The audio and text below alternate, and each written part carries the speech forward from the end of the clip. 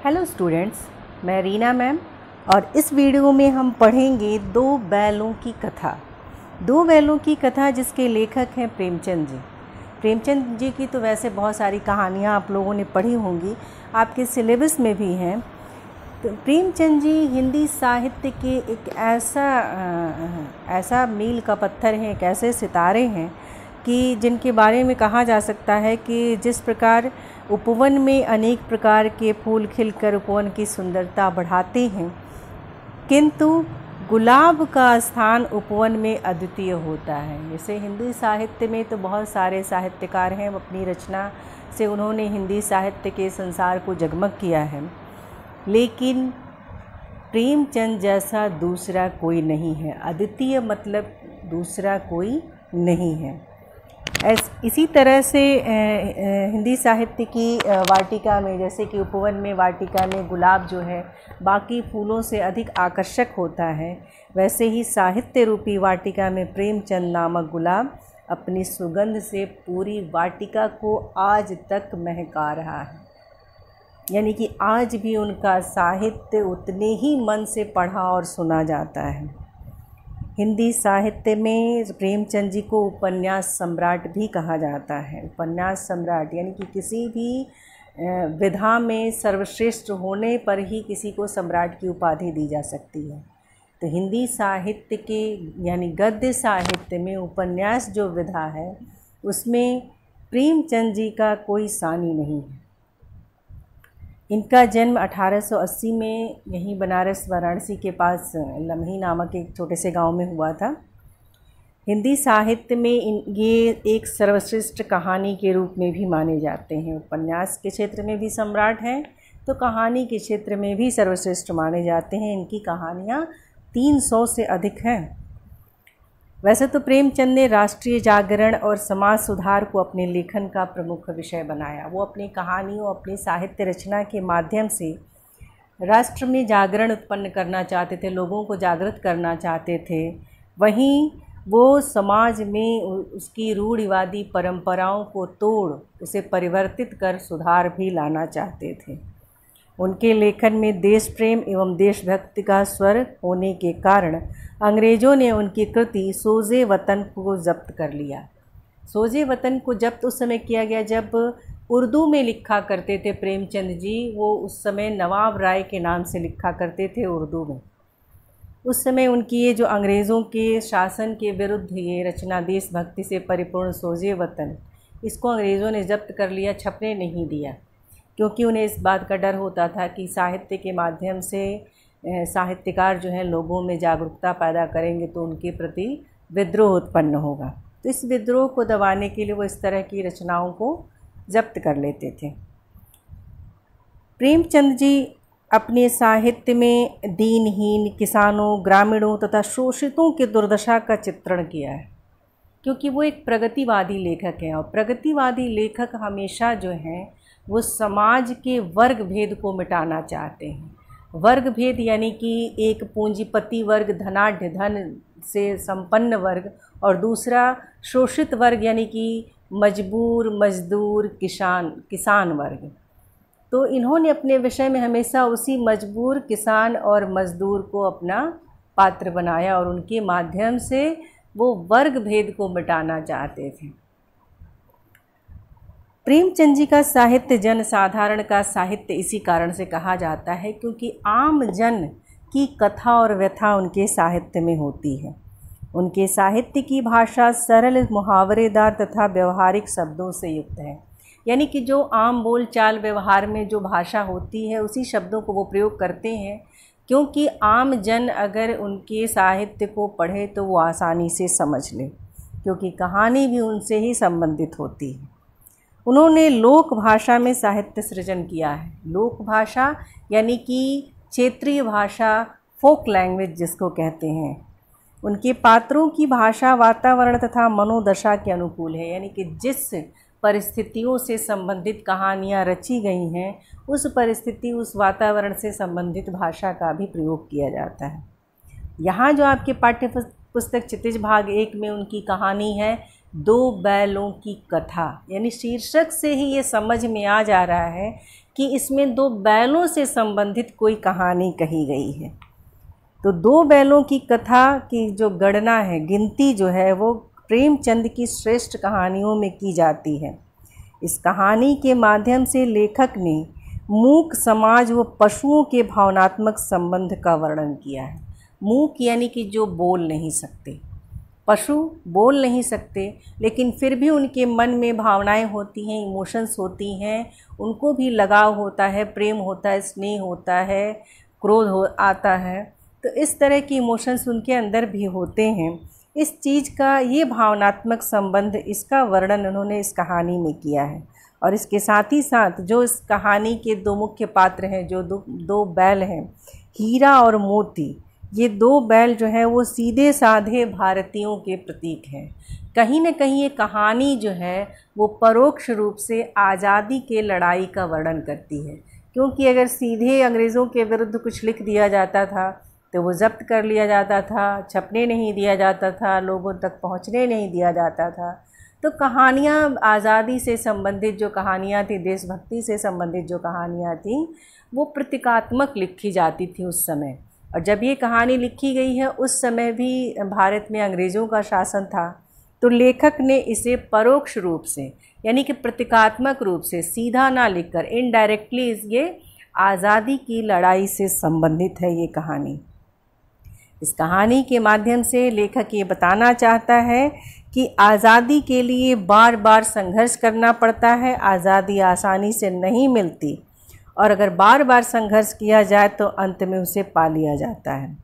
इस तरह से ये कहानी जो है वो भारतीयों के संघर्ष का वर्णन करती है कि कैसे उन्होंने अपनी आज़ादी के लिए अंग्रेज़ी शासन से संघर्ष किया।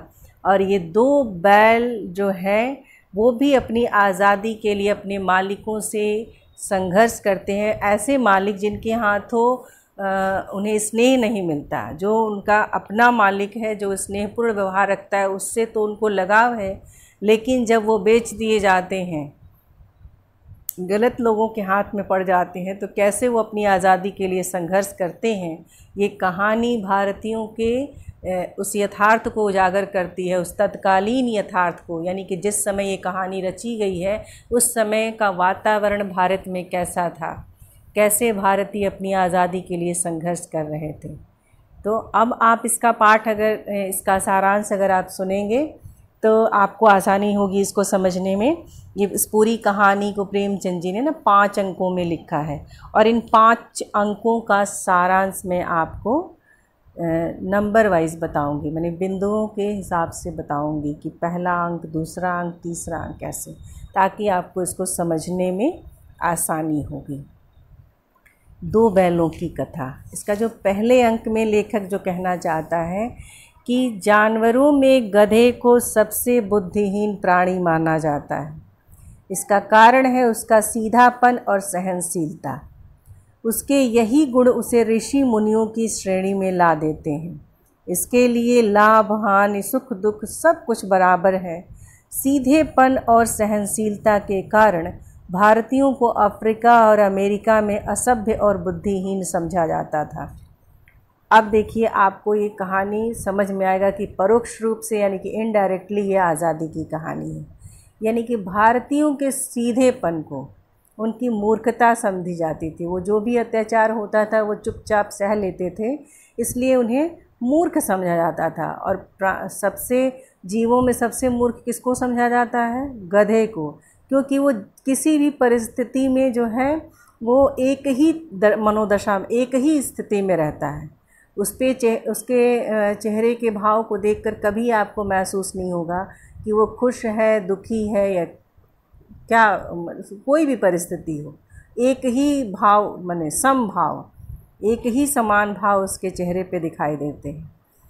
तो यहाँ यहाँ लेखक जो है वो ये भारतीयों को चित्रित कर रहा है उस मूर्ख प्राणी के माध्यम से। कह रहे हैं ना कि भारतीयों को अफ्रीका और अमेरिका में सभ्य और बुद्धिहीन समझा जाता है। अफ्रीका में भी गांधी जी गए थे तो कैसे उनकी इंसल्ट हुई थी, कैसे उनकी बेइज्जती हुई थी। वैसे ही बाहर यूरोप कंट्री में जो भी हैं इस तरह से समझा जाता था, यूरोपीय देशों में भारतीयों को मूर्ख समझा जाता था क्योंकि वो ब्रिटिश के अत्याचार को सह जाते थे तो चुपचाप। गधे से कुछ कम सीधा उसका भाई भी है जिसे बैल के नाम से जाना जाता है। किसी को अगर हमें व्यंग रूप में मूर्ख कहना है तो हम क्या कहते हैं, यही कहते हैं ना कि तुम तो एकदम गधे हो या ये तो एकदम बैल है। यानी कि ये काम तो करता है, यानी कि शरीर से तो ये मेहनत करता है लेकिन बुद्धि का प्रयोग नहीं करता, वहाँ कहते हैं कि ये बैल है। तो लेखक भी इन्हीं प्रतीकात्मक व्यंगों के माध्यम से उस परिस्थिति को उजागर कर रहा है। आगे सुनिए। परंतु यह कभी कभी अड़कर अपना असंतोष भी प्रकट कर देता है, इस कारण इसका स्थान गधे से कुछ ऊपर है। क्योंकि बैल जो है वो आपके आदेशों का पालन करते करते कभी अड़ियल रूप ले लेते हैं या कभी सींग भी मार देते हैं, लेकिन गधा जो है वो बिल्कुल निष्क्रिय व्यवहार करता है। उसको वो कोई प्रत्युत्तर नहीं देता। तो इसलिए बैल को गधे से थोड़ा ऊपर समझा जाता है। इस कहानी में जो हीरा और मोती जो दो बैल मुख्य पात्र हैं, वो किसके बैल हैं? वो झूरी के बैल हैं। अब यहाँ से कथा जो है वो प्रारंभ होती है कि झूरी काछी के दो बैल थे जिसका नाम था हीरा और मोती। पछाई जाति के वे दोनों बैल डिल डॉल वाले, देखने में सुंदर तथा काम में चौकस थे। पछाई जाति एक अच्छी जाति मानी जाती है बैलों की, जिसके कि बैल बहुत अच्छे कदकाठी के होते हैं।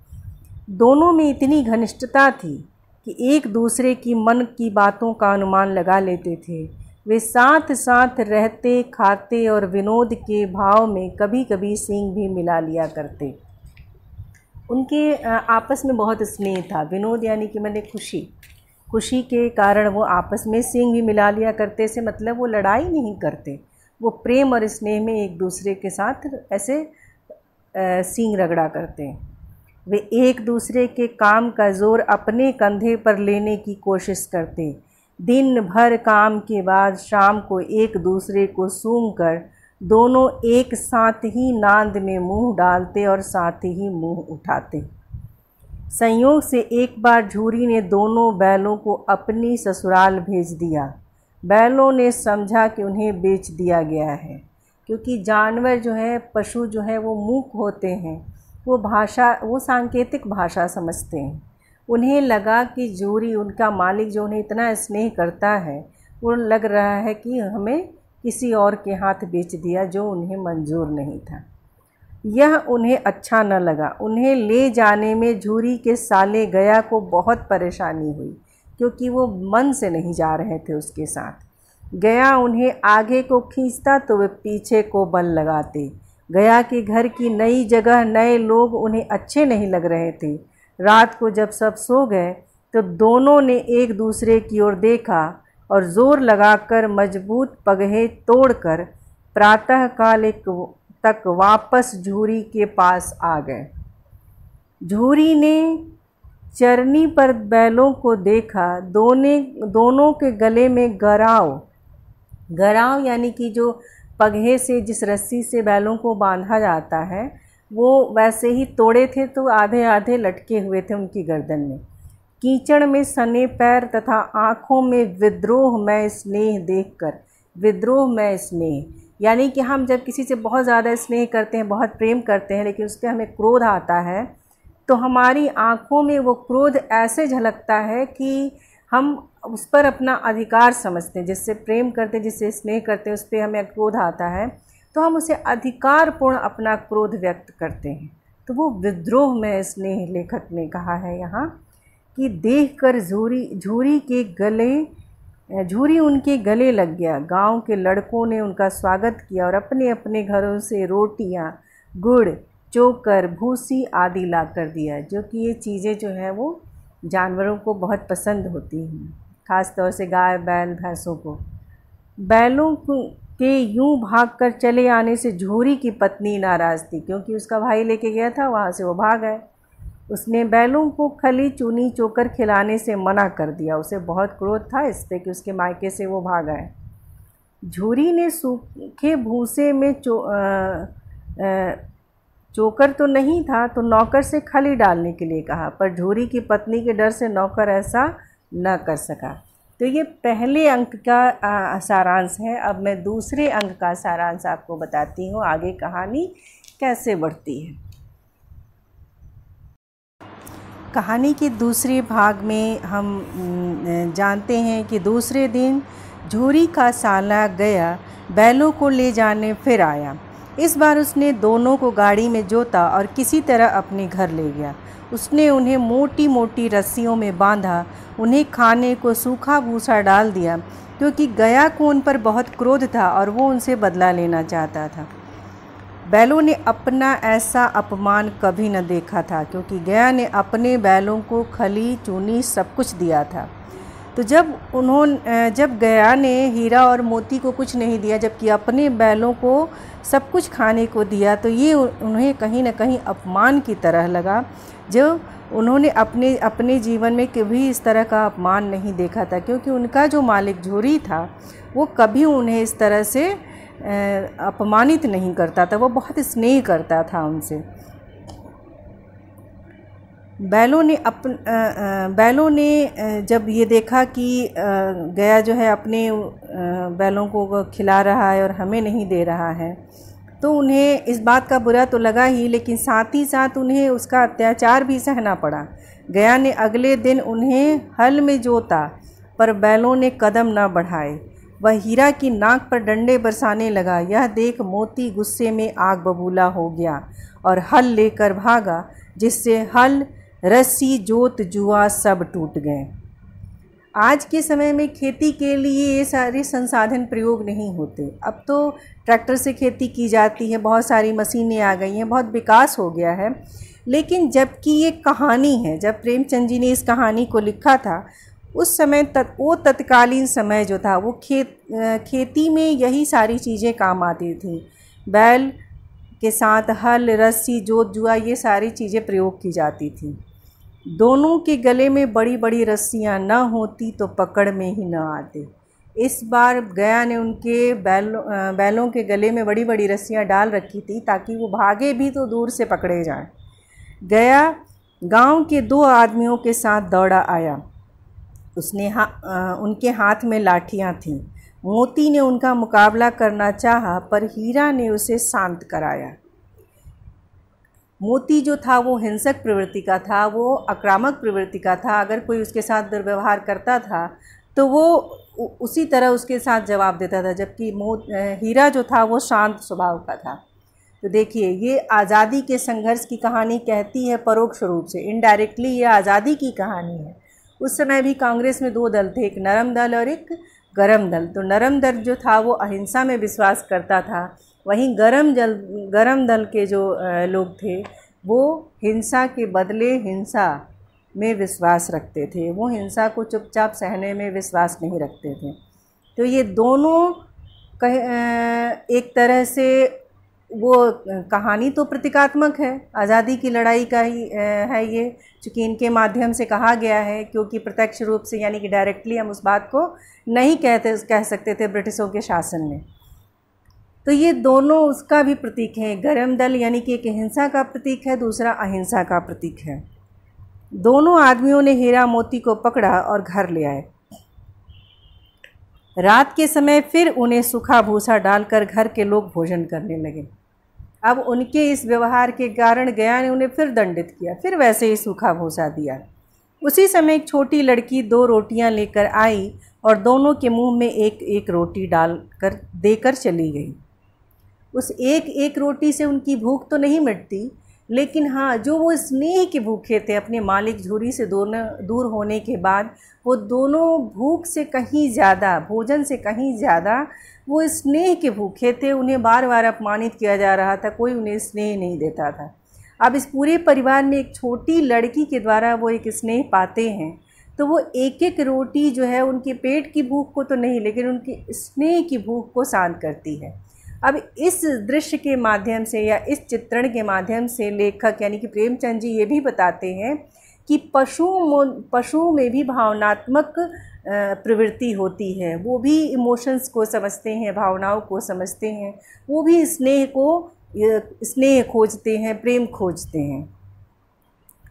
यह प्रतिदिन का नियम बन गया था, यानी कि डेली वो लड़की जो है उनको एक एक रोटी आके खिला जाती थी। दोनों दिन भर जोते जाते, डंडे खाते, यानी कि दिन भर उनसे काम भी लिया जाता और थोड़ा भी इधर उधर चलते हुए गया के मन के विरुद्ध तो डंडे लगते इनको। शाम को थान पर बांध दिए जाते और रात को वही लड़की 2 रोटियां खिला जाती। थान पे बांध दिया जाता है, यानी कि पशुओं को बांधने की एक जगह विशेष रूप से बनाई जाती है, जहाँ उनको नाद लगाई जाती है, उनका खूंटा होता है, तो उसको थान बोलते हैं। कहा ना कि प्रेमचंद जी ने अपने कहानी के वातावरण और पात्रों के मनोदशा के अनुसार वो शब्दों का और भाषा का प्रयोग करते हैं। वे जान चुके थे कि यह भैरों की लड़की है जिसकी माँ मर चुकी है और सौतेली माँ उसे सताती है। जिस लड़की के द्वारा उन्हें स्नेह की प्राप्ति होती थी, अब वो उसके बारे में जान गए थे कि ये लड़की भी कहीं न कहीं हमारी ही स्थिति से दो चार है, यानी कि जैसी स्थितियां हमारी हैं कि हमारा यहाँ कोई अपना नहीं है, वैसे भी ये लड़की भी स्नेह की भूखी है और हम दोनों का दुख कहीं न कहीं सिमिलर है, समान है, इसलिए वो हमारे कष्ट को समझती है और हमें स्नेह करती है। और यह जानकर मोती ने हीरा से उस सौतेली माँ को सींग से फेंक देने की बात कही, पर लड़की का स्नेह उसे रोक देता है। अब यहाँ भी मोती जो है उस लड़की के स्नेह में इस तरह से बंध जाता है कि वो चाह कर भी उसकी माँ को मार नहीं पाता, क्योंकि उसको उस लड़की पे स्नेह है, उसकी सौतेली माँ उसको सता रही है, तो वो चाहता है कि उसे मार दे। लेकिन यहाँ भी हिंसा रोकने के उद्देश्य से हीरा जो है उसे बताता है कि औरतों पर सींग चलाना सही नहीं है, यानी कि औरत जाति का सम्मान होना चाहिए। ये परोक्ष रूप से प्रेमचंद जी इस कहानी के माध्यम से बताते हैं कि औरतों का सम्मान करना चाहिए। एक दिन लड़की ने दोनों की रस्सियां खोल दी। वे उसके स्नेह के कारण भाग नहीं रहे थे। लड़की को उनकी स्थिति पे बहुत दया आती थी। उसे एक बार लगा कि अगर मैं रस्सियां खोल दूंगी दोनों भाग जाएंगे, लेकिन उन्हें उस लड़की से जो स्नेह मिला, उस स्नेह में वो इस कदर बंध गए थे कि वो वहाँ से भाग नहीं पा रहे थे। तभी लड़की ने शोर मचाया कि दोनों बैल भागे जा रहे हैं। हीरा मोती आगे आगे तथा गया पीछे पीछे। अब उसके शोर करने से लोग जब इकट्ठा हुए तो मार के डर से दोनों भागने लगे। अब वे दोनों आगे आगे भागे और गया उनका पीछा करने लगा। वह गांव वालों को लेने के लिए वापस आया, तब तक दोनों बैलों को भागने का मौका मिल गया, क्योंकि गया के अकेले बस के तो दोनों थे नहीं कि दोनों को अकेले वो पकड़ लेता। तो सोचा कि मैं कुछ लोगों को अगर इकट्ठा कर लेता हूँ तो मैं आसानी से पकड़ लूँगा। लेकिन वो जब तक लोगों को इकट्ठा करता तब तक इन दोनों को भागने का चांस मिल गया, भागने का मौका मिल गया। बस दोनों भाग खड़े हुए। वे आगे आगे भागते रहे, पर वे रास्ता भटक गए। रास्ते में उन्हें नए नए गांव तथा खेत मिलने लगे। भूख से व्याकुल दोनों ने एक खेत में जी भर मटर खाए, फिर दोनों ने डकारे लेकर सींग मिलाए। अब वो भागने के चक्कर में उन्हें ये समझ नहीं आया कि रास्ता कौन सा सही है कौन सा गलत है, वो रास्ता भटक गए। लेकिन हाँ, उन्हें रास्ते में जब हरे मटर के खेत दिखे तो उन्होंने भरपेट खा लिया। भूखे तो वो कई दिन से थे। और फिर दोनों ने सींग मिलाई, यानी कि एक दूसरे के साथ थोड़ा खेला, थोड़ा स्नेह किया। अब ऐसे ही कहानी आगे बढ़ती है। फिर तीसरे अंक में तीसरा जो दृश्य है या तीसरा जो अंक है, तीसरा जो भाग है, उसमें आगे बढ़ती है कहानी कि अब दोनों रास्ता जब भटक गए हैं तो फिर क्या होता है उनके साथ।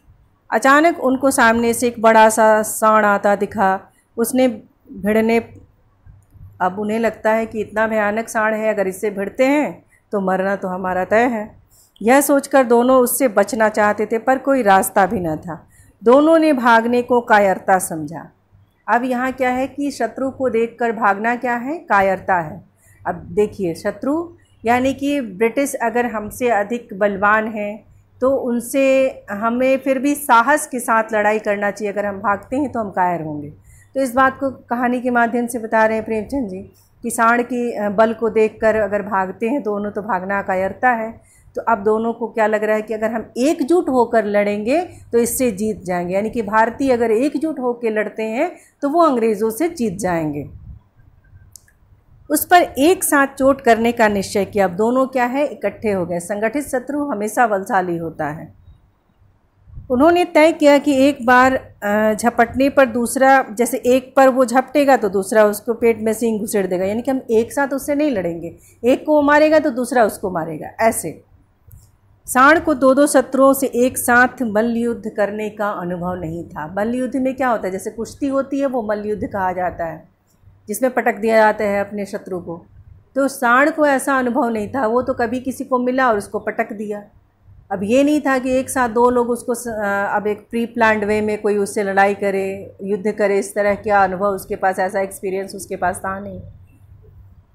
तो जब उसने मोती पर हमला किया तो हीरा ने उसे रगेदा। सांड ने जब हीरा का अंत करने के लिए वार किया तो मोती ने उसके पीठ में सींग घुसेड़ दी, और जब मोती पर झपटा तो हीरा ने भी ऐसा ही किया। सांड बेदम होकर गिर गया। तब दोनों ने उसे छोड़ दिया। जब हम संगठित हो जाते हैं तो किसी भी शत्रु से लड़ सकते हैं। इस बात को प्रूफ करना चाहते थे लेखक, इस बात को प्रमाणित करना चाहते थे प्रेमचंद जी इस कहानी के माध्यम से। आगे बढ़ने पर दोनों मटर के खेत में घुस गए। अभी 2-4 ग्रासी खाए थे कि खेत के रखवालों ने उन्हें देख लिया। मेड़ पर खड़ा हीरा निकल गया पर मोती सींचे खेत में फंस गया। मेड़ यानी कि जो खेतों में मेड़बंदी की जाती है, उन्हें जगह जगह बांटा जाता है क्यारियों में, तो वहाँ मिट्टी जो होता है वो थोड़ा ऊंचा होता है, तो वो गीला नहीं होता, वो सूखा रहता है, लोगों के चलने के काम करता है। तो मेड़ पे खड़ा था हीरा, इसलिए वो निकल गया। और सींचा हुआ खेत यानी कि जिसमें पानी पड़ा हो, तो पानी से मिट्टी में कीचड़ हो जाता है, इस वजह से मोती जो है वो फंस गया, वो नहीं निकल पाया। लेकिन दोनों में इतनी मित्रता थी कि एक मित्र के फंसने पे दूसरा स्वयं वहाँ चला आया। अब दोनों पकड़े गए और कांजी हाउस में बंद कर दिए। कांजी हाउस वो जगह होती है जहाँ लावारिस पशुओं को बंद कर दिया जाता है, यानी कि जिनका कोई अपना नहीं होता, ऐसे जो ऐसे आवारा पशु, लावारिस पशु जो घूमते रहते हैं सड़कों पे या कहीं पकड़े जाते हैं, कुछ नुकसान करते हैं, तो उन्हें उठा के वहाँ बंद कर दिया जाता है, फिर उनको नीलाम कर दिया जाता है। मैंने मारने काटने के लिए इस तरह से उनकी नीलामी हो जाती है। अब हम चौथा अंक सुनेंगे। दोनों के जीवन में ऐसा पहली बार हुआ कि सारे दिन खाने को कुछ नहीं मिला। अब कांजी हाउस में बंद होने के कारण उन्हें कोई पूछने वाला तो था नहीं, इससे तो गया ही अच्छा था, उन्होंने सोचा। अब उन्हें लग रहा था कि अब हम, क्या होता है कि एक मुहावरा जो कहा जाता है कि आसमान से गिरे खजूर पे अटके, वही वाली स्थिति इनकी भी हो गई कि एक जगह से वो भागे और दूसरे जगह फंस गए।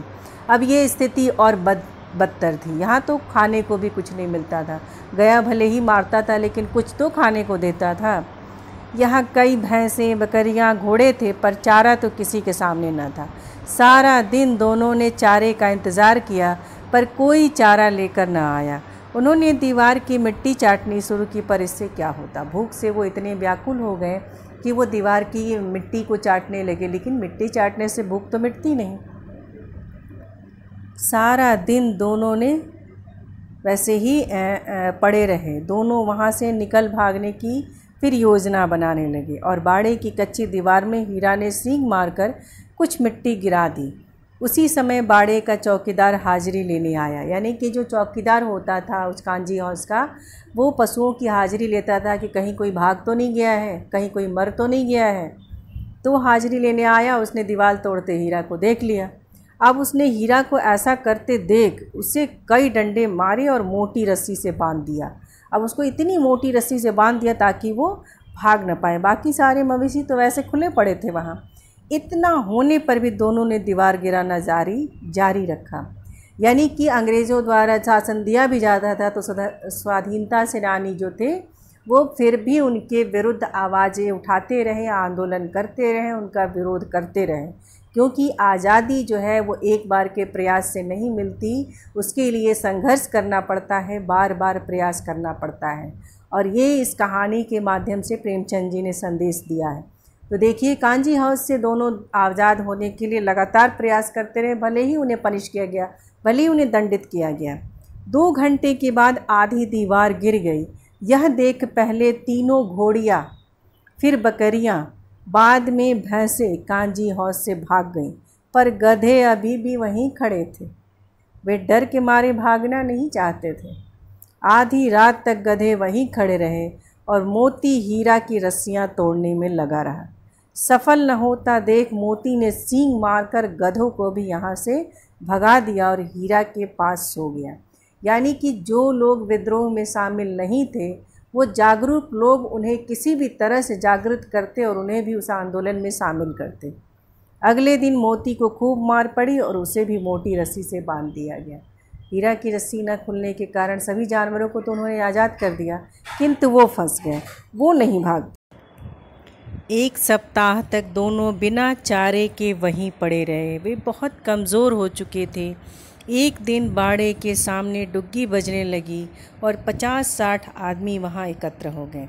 दोनों को निकाला गया, पर ऐसे मरियल बैलों का कोई खरीदार न था। क्योंकि एक हफ्ते से उन्हें भोजन नहीं दिया गया था, इस कारण उनका शरीर एकदम गल गया था, इसलिए उनका कोई खरीदार भी नहीं मिल रहा था। अचानक एक दढ़ियल यानी कि दाढ़ी वाला, जिसकी आंखें लाल तथा मुद्रा कठोर थी, यानी कि उसके भाव के चेहरे के भाव बहुत कठोर थे, जिससे वो लग रहा था कि बड़ा ही कोई खूंखार व्यक्ति है, बड़ा ही कोई भयानक स्वभाव वाला व्यक्ति है। आया और उनके कूल्हों में उंगली गोद कर देखने लगा। यह देखकर दोनों अंतर्ज्ञान से कांप उठे। उन्हें लगा कि जैसी परिस्थितियां बन रही हैं कि वो आगे चलकर हमेशा मुसीबत में फंसते चले जा रहे हैं, तो इस भयावह व्यक्ति को देखकर और उसके उस तरीके को देखकर वो अंतर्ज्ञान से काँप उठते हैं कि उन्हें आभास इस बात का होता है कि कहीं न कहीं ये व्यक्ति उनके लिए खतरा बनने वाला है। नीलामी के बाद उसने दोनों बैलों को खरीद लिया। डर के मारे हीरा मोती उसके साथ गिरते पड़ते भागने लगे, क्योंकि जब भी वो उनकी चाल धीमी पड़ती वो उन्हें डंडे से मारने लगता। इस कारण वह जैसे भी, एक तो वो कमज़ोर हो चुके थे जिससे उन्हें चला नहीं जा रहा था, फिर भी मार खाने के डर से वो गिरते पड़ते चल रहे थे। राह में गाय बैलों को हरे हरे खेतों में चरता देखकर उन्हें अपने भाग्य पर रोना आ रहा था। ऐसा होता है ना कि जब हम किसी मुसीबत में फंस जाते हैं, कोई दुख का पहाड़ टूट पड़ता है, तो दूसरे सुखी व्यक्ति को देखकर हम अपने भाग्य को कोसने लगते हैं, अपने भाग्य पर रोने लगते हैं कि देखो हमारा भाग्य कितना ख़राब है। तो ऐसी मनुष्यों वाली भावना, ऐसी मानवीय भावना उन पशुओं में भी कवि जो है इस कहानी के माध्यम से प्रदर्शित करता है, उसका चित्रण करता है। लेखक प्रेमचंद जी गद्य में हमेशा लेखक होते हैं और कविता में कवि होते हैं।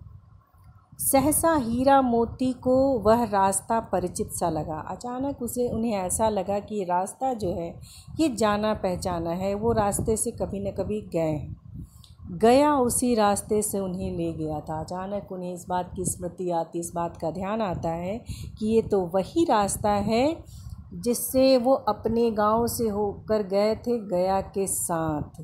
वही खेत बाग और गांव उन्हें मिलने लगे। अब उन्हें धीरे धीरे आगे बढ़ने लगे, चूँकि खेतों में हल चलाने के कारण उन्हें वो सारी चीज़ें पहचान में आने लगी, उन्हें खेत पहचान में आने लगे। अब उनकी थकान और दुर्बलता गायब हो उठी। अब आशा की किरण दिखते ही, उम्मीद की किरण जगते ही उन्हें उनके अंदर की दुर्बलता और थकान दोनों गायब हुई। जब हम किसी अपने लक्ष्य के समीप होते हैं या किसी निराशा में डूबे होते हैं और कोई एक उम्मीद की किरण हमें मिलती है, कोई एक सहारा हमें मिलता है, तो हमारे अंदर अचानक से एक उत्साह जागृत होता है, एक बल आ जाता है, एक शक्ति आ जाती है। वैसी स्थिति हीरा और मोती की भी थी। उन्हें अपना खेत और कुआं पहचान में आ गया। अपना घर निकट देखकर दोनों तेजी से भागे और अपने थान पर जाकर ही रुके। अब वो झूरी को ही अपना मालिक, उसके घर को ही अपना घर, उसको ही अपना समझते थे, इसलिए उन्हें लगता था कि वो अपने घर आ गए। उन्हें यूं आया देखकर झूरी ने बारी बारी से उन्हें गले लगा लिया। अब तक दढ़ियल ने आकर उनकी रस्सियां पकड़ ली। यह देख झूरी ने कहा, ये तो मेरे बैल हैं। इस पर दढ़ियल ने कहा, तुम्हारे बैल कैसे? मैं इन्हें मवेशी खाने से नीलाम ले आता हूँ। यह कहकर वह ज़बरदस्ती उन्हें ले जाने की कोशिश करने लगा। उसी समय मोती ने सींग चलाया, क्योंकि अब वो किसी भी कीमत पर झूरी को खोना नहीं चाहते थे।